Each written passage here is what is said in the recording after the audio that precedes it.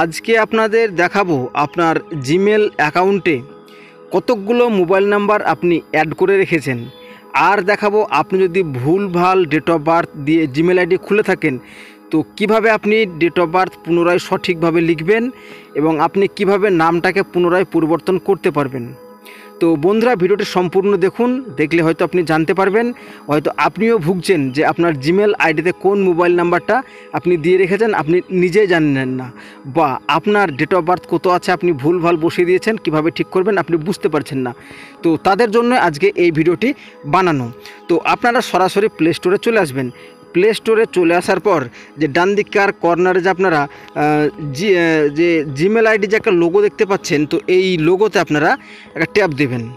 তো ট্যাপ দেওয়ার পরে আপনাদেরকে যেটা করতে হবে, এখানে আপনারা দেখতে পাচ্ছেন যে ম্যানেজ জিমেল অ্যাকাউন্ট, তো আপনারা এখানেও একটা ট্যাপ দেবেন। তো ট্যাপ দেওয়ার পরে কিছুক্ষণ লোডিং হওয়ার পরে আপনাদের সামনে একটা এই ধরনের ইন্টারফেস কিন্তু শো হয়ে যাবে এবং এইখানে কিন্তু আপনার আসল জিনিসটা দেখতে হবে মনোযোগ সহকারে। তো আপনি কি করবেন, আপনাকে এখানে আপনারা দেখতে পাচ্ছেন যে পার্সোনাল ইনফরমেশন, তো আপনারা এই পার্সোনাল ইনফরমেশনটা ক্লিক করবেন। তো পার্সোনাল ইনফরমেশনটা ক্লিক করার পরে আপনারা এখানে দেখতে পাচ্ছেন যে আপনার কোন নামটা এখানে দেওয়া আছে। এখানে আমার নাম দেওয়া আছে অর্ক বিশ্বাস এবং এখানে আমার ডেট অফ বার্থ দেওয়া আছে 10 ফেব্রুয়ারি 1990 এবং আমার কতকগুলো মোবাইল নাম্বার দেওয়া আছে। তো এখানে আপনারা দেখতেই পাচ্ছেন সচক্ষে, একটা মোবাইল নাম্বার, দুটো মোবাইল নাম্বার, তিনটে মোবাইল নাম্বার। তো আমার এখানে 3টে মোবাইল নাম্বার দেওয়া আছে। তো আমার যে মোবাইল নাম্বারটা কিন্তু ওখানে প্রয়োজন নেই, আমি কিন্তু ডিলিট করতে পারবো। কিভাবে করতে পারবো, ধরুন আমি প্রথমকার মোবাইল নাম্বারটা ডিলিট করব, তো সেক্ষেত্রে আমাকে কি করতে হবে, তো সেক্ষেত্রে আমাকে এই জায়গাটাতে একটা ক্লিক করতে হবে। তো ক্লিক করার পরে একটু লোডিং হবে। লোডিং হওয়ার পরে আপনাদের সামনে এরকম মোবাইল নাম্বারের লিস্ট চলে আসবে এবং আপনারা যে মোবাইল নাম্বারটা এখানে ডিলিট করবেন, অর্থাৎ আমি যদি এটাকে ডিলিট করতে চাই তো এখানে যে একটা অ্যারো চিহ্ন সংকেত আপনাদেরকে দেখিয়ে দিচ্ছি, এখানে আপনারা একটা ট্যাপ দেবেন। তো এইখানে ট্যাপ দেওয়ার পরে আপনারা এইখানে দেখতে পাচ্ছেন যে ডিলিটের অপশান চলে এসেছে। তো আমি এই নাম্বারটা ডিলিট করব না, আপনারা যদি চাহেন তো এখানে ডিলিট অপশান এখানে ট্যাপ দিলে কিন্তু এটা ডিলিট হয়ে যাবে।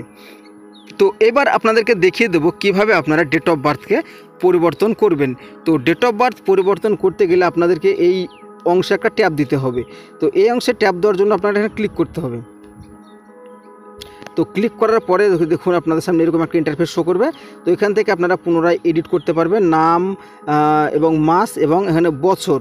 তো আপনারা এখানে সমস্ত কিছু সঠিকভাবে ফিল আপ করার পরে কিন্তু আপনারা নিচে এই যে এখানে আপনার একটা বক্স দিবে, তো এখানে চেকিং করে এখানে আপনাদেরকে সেভে ক্লিক করতে হবে। তো এবার যদি আপনারা জিমেল আইডিতে ছবি লাগাতে চান তো এখানে আপনারা একটা ট্যাপ দিয়ে দেবেন। তো এখানে ট্যাপ দেওয়ার সঙ্গে সঙ্গে আপনাকে গ্যালারিতে নিয়ে চলে যাবে এবং আপনার পছন্দ সহিত আপনি ছবি এখানে লাগাতে পারবেন। এবার তো আপনি নাম চেঞ্জ করতে চান তো এখানে আপনারা ক্লিক করবেন। নাম চেঞ্জ করার জন্য এখানে ক্লিক করার পর আপনাকে এখানে ক্লিক করতে হবে।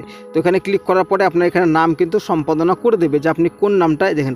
এখানে যে একটা রুল পেন্সিল আইকন দেখতে পাচ্ছেন, তো এখানে আপনারা ট্যাপ দিলে কিন্তু নামটা পরিবর্তন হয়ে যাবে। আমি যেহেতু নামটা এখানে পরিবর্তন করব না তাই আমি আর আপনাদেরকে এডিট করে দেখালাম না।